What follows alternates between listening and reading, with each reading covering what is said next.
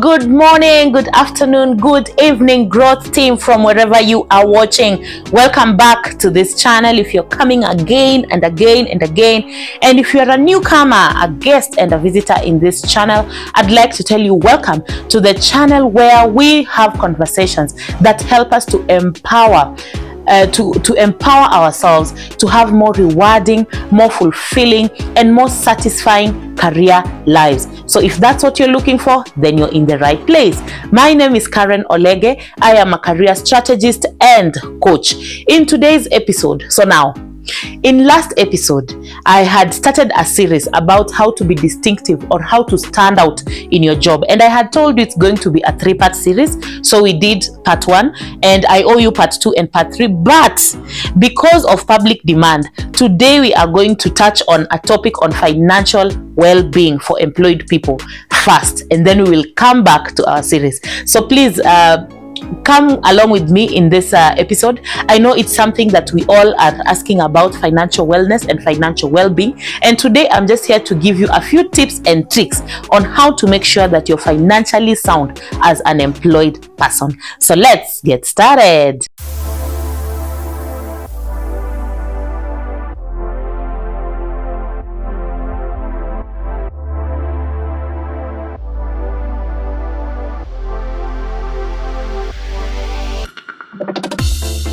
This is Career Growth with Karen. So, as I have mentioned, today we are talking about financial well-being. Is the amount of money you are earning enough? The answer is no. Regardless of who you are, all of us, there's no one who has the right amount of money or who is being paid the right amount of money. So if you're there and you thought you are alone, I'm just here to tell you, no, you are not alone. So what do we do with the amount of money that we are earning for us to at least be financially sound? I'm just going to share 5 tips and tricks, and this is just sort of reminders, because we cannot complain about money forever. So the first tip for you to at least be mentally sound or mentally well financially is to accept what you earn. Just accept what you earn. That figure that you see on your contract, that's 20,000, that 30,000, that 100,000, please accept that is your salary.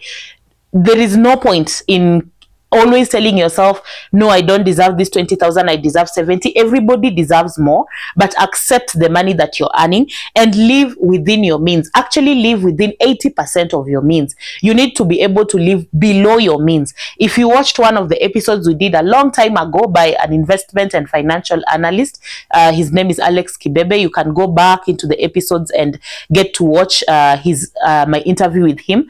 He actually was telling us to live below our means. You should be able to live within 80% of what you earn. So accept your pay and adjust your lifestyle to fit at least 80% of what you earn. Work with what you already have in hand. Don't work with what you don't have. Some of us, we are anticipating promotions, we are anticipating bonuses and commissions at the end of the month. So you're living your lifestyle based on commissions and bonuses, yet those are not constant earnings. So please live your life within your salary, within your regular pay, and stop daydreaming about that big figure. Of course, we are working towards that increased pay, and sometime it's gonna come, but in the meantime you have to work within what you have.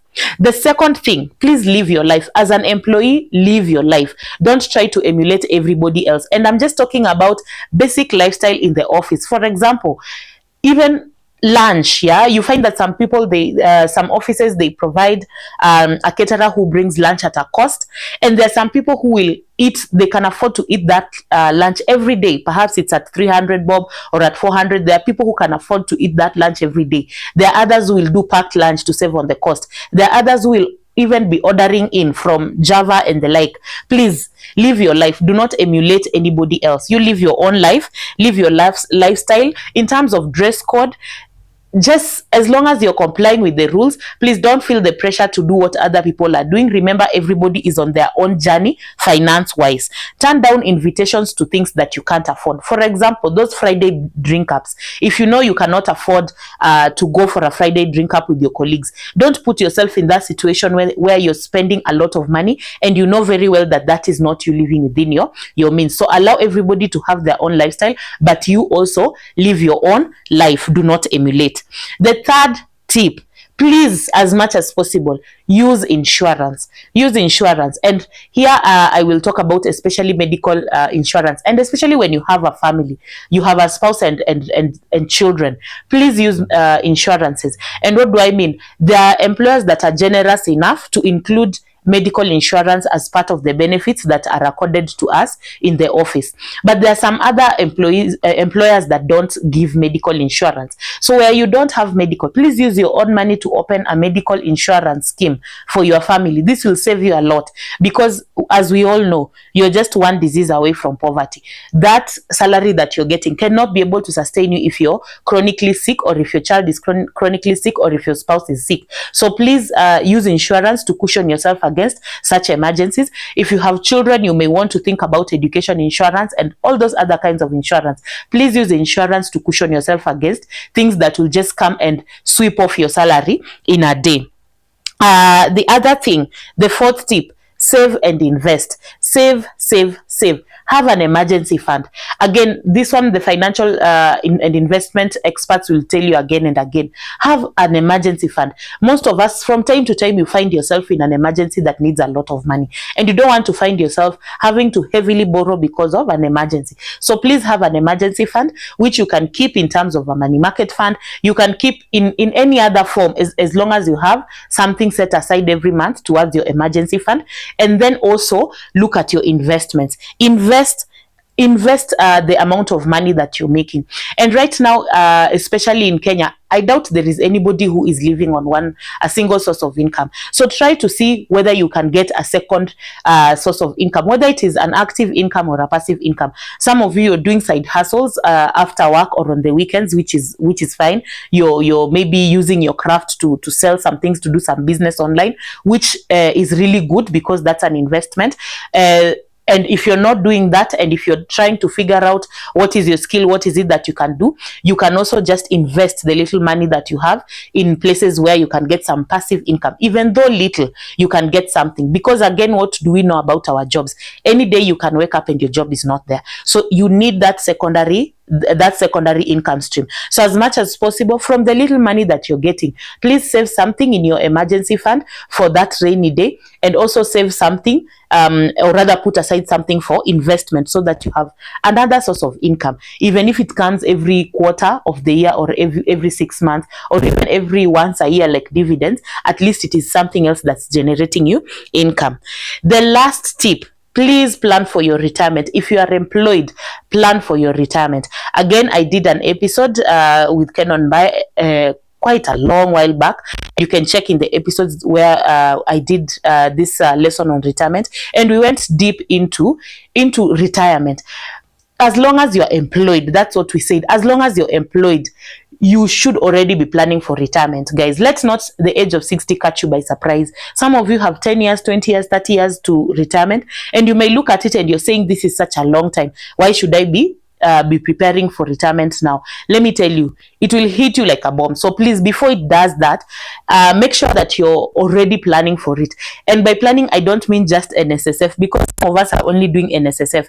And NSSF is good, but that contribution is very little. It cannot sustain your lifestyle after 60 in the same way that your salary is sustaining your lifestyle right now. So have some additional means. Some employers will have some pension schemes that they have for their staff, where you contribute, or rather the provident fund, where you contribute a percentage and the employer also tops up. If they have that, that is good. But if they don't have that, open your own personal retirement scheme with any of these insurance companies. Once you do your due diligence, open a PRS, start to monitor your own retirement plan, your retirement benefits. As you put in there, you will know how much you have and what that can help you, or how much that can sustain you after you are 60. And of course, if you back up this cash that you're putting away in retirement schemes, and you back that up together with the investment that you're already doing, so that by the time you're retiring, you're not becoming a financial burden to your children, especially your children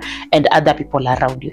Ladies and gentlemen, I think that's all I have to share for today, and that is just for us to take note of, so that we are not helter-skelter with our finances, because our finances, I know all of us, we earn just an enough amount of money, so we need to make good use of it, and we make we need to make sure that it covers our lives 100%. If you have any questions, any tips, any comments, any suggestions, any hacks that have worked for you, please educate us down below at the comment section, and let us also learn from one another. If any of these tips did not also work for you, it is good for you to share so that we can learn from each other on the comment section. See you on the next episode. Bye bye.